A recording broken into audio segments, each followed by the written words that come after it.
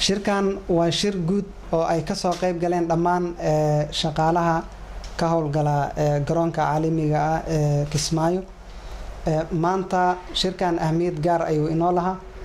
waxaan oga hadlaynay arrimo la xiriira maartay waajibaadka shaqo ee shaqaalaha qaybahooda kala duwan, ama ha ahaadeen immigrationka ama ha ahaadeeno muxuu ahaa qaybaha kala duwan ee administrationka ama garoonka waaxihiisa kala duwan.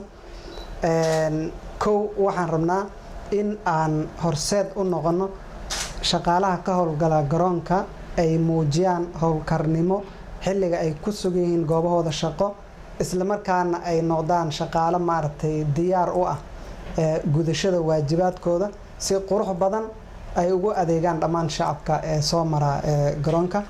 marka waxyaabaha anagu aan ka hadlaynay maanta waxaa ka mid ah marna in aan la ogolaanaynin qofkii lagu arkaa arrimo la xiriira musuqmaasuq ama wax isdabarmarin ama corruption sida loo yaqaan.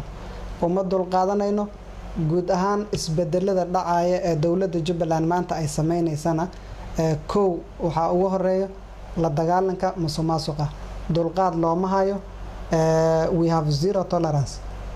qofkii lagu helaa arrimaha maartay musuqmaasuqa ama maartay dhaqan xumid anshax xumida noocaas waa sharcigan waafajinayna.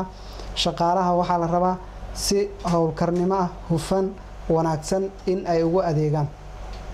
taasaan kala shaqeynaynaa. waxaan diyaar u nahay shaqaalaha inaan u sameyno seminaaro iyo aqoon kororsi si ay u noqdaan dad diyaar u ah gudashada waajibaadka ay dowladdu u idmatay.